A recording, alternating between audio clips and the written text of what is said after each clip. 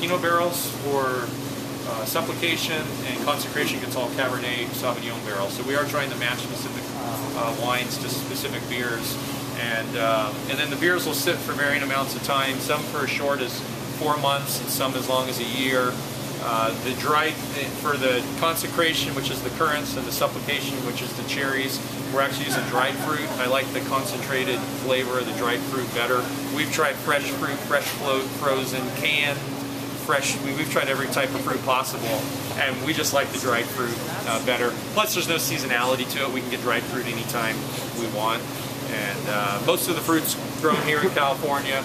On occasion, the cherries need to come from Michigan, because there just aren't that many sour cherries grown here in California. How long do you use the barrels? The question was how long we use the barrels. About 3 times, roughly. And we'll typically be calling out maybe a third of the barrels, and then bringing the third fresh barrels in. So for each batch, we try to have a third first use, a third second use, and a third use, or their final use. And then after we've finished with them, we'll either use them at our pub for our spontaneous beer program. We do a little bit of spontaneous fermentation over at the other brewery. And up until now, we've done it by using our mash tun as what they call in Belgium a horny tank.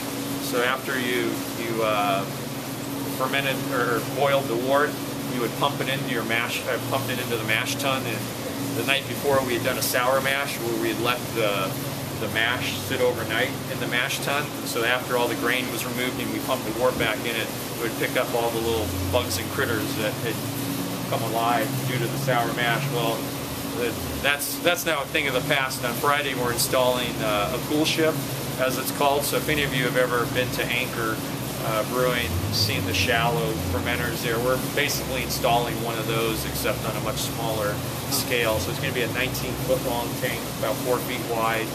We'll put maybe 12 or 18 inches of wort or unfermented beer in it, and then it'll sit in the barrel room over at the pub for about 12 or 18 hours.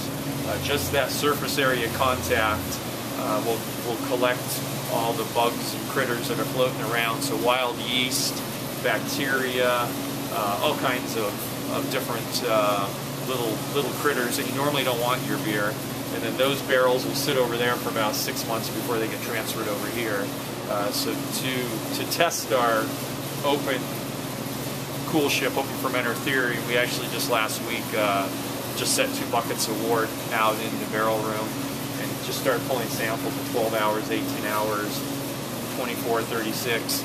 And remarkably, at about 18 hours, there was just all kinds of growth. So it's been a while since we've done that. We've done this before, but we never had this tank. So we're installing this new tank on Friday, which we're pretty excited about.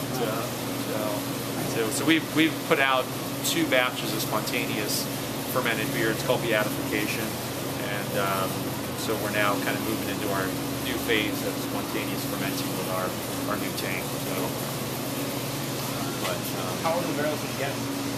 The question was how old are the barrels? They're typically 3 to 5 years old. It's funny, when we started doing barrel beers out at Corbel, we just had like 2 barrels, and then it went to 4 and 6, and I think we got up to 8, and then we left Corbel, we left the pub. And we started the pub with like 10, and then it just kind of crept up.